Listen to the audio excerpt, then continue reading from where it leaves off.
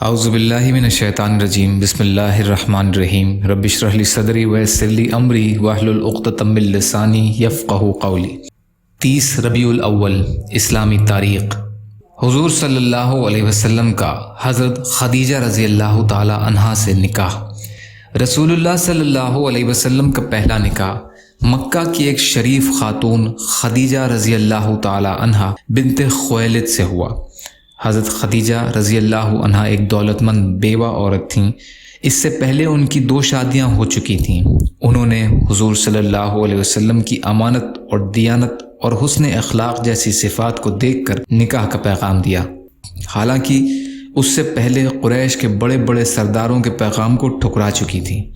حضور صلی اللہ علیہ وسلم نے اس پیغام کا تذکرہ اپنے چچا ابو طالب سے کیا، جس کو انہوں نے بخوبی قبول کر لیا، اور ابو طالب بنی ہاشم اور مضر کے سرداروں کو لے کر حضرت خدیجہ رضی اللہ عنہا کے مکان پر گئے۔ ابو طالب نے نکاح کا خطبہ پڑھا۔ اس وقت اماں خدیجہ رضی اللہ عنہا کی عمر 40 سال اور آپ صلی اللہ علیہ وسلم کی عمر شریف 25 سال تھی۔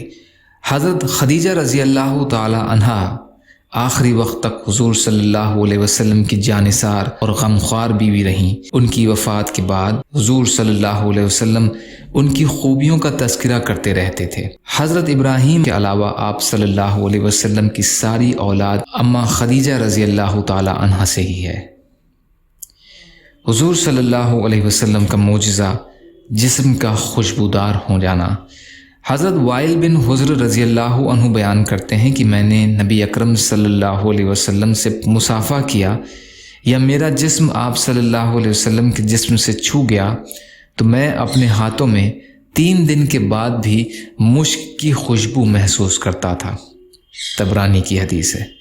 ایک فرض کے بارے میں ترک جماعت کا انجام۔ حضرت عبداللہ بن عباس رضی اللہ عنہ سے کسی نے پوچھا کہ ایک شخص دن بھر روزہ رکھتا ہے اور رات بھر نفلیں پڑھتا ہے مگر جمعہ اور جماعت میں شریک نہیں ہوتا، اس کے متعلق کیا حکم ہے؟ عبداللہ بن عباس رضی اللہ عنہ نے فرمایا، یہ شخص جہنمی ہے، یہ شخص جہنمی ہے۔ ترمذی کی روایت ہے۔ مجاہد رضی اللہ عنہ روایت کرتے ہیں۔ ایک سنت کے بارے میں زلزلہ وغیرہ سے حفاظت کی دعا۔ رسول اللہ صلی اللہ علیہ وسلم یہ دعا فرماتے، اے اللہ میں تیری عظمت کے طفیل زمین میں دھس جانے سے حفاظت چاہتا ہوں۔ نسائی کی روایت ہے۔ ایک اہم عمل کی فضیلت، آپس میں سلام اور مصافحہ کرنا۔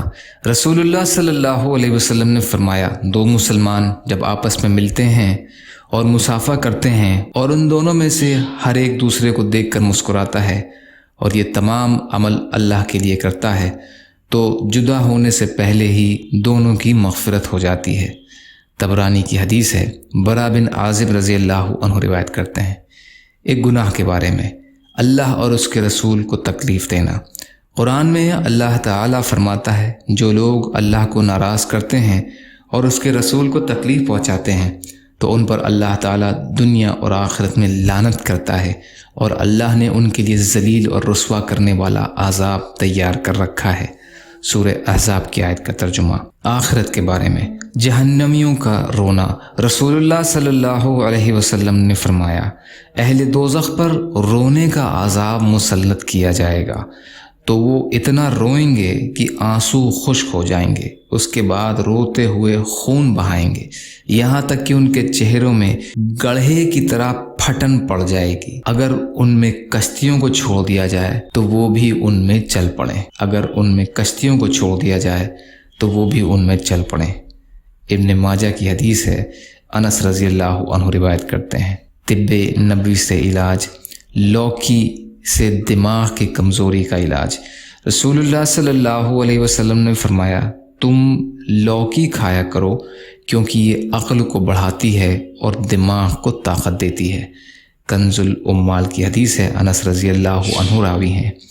نبی اکرم صلی اللہ علیہ وسلم کی نصیحت۔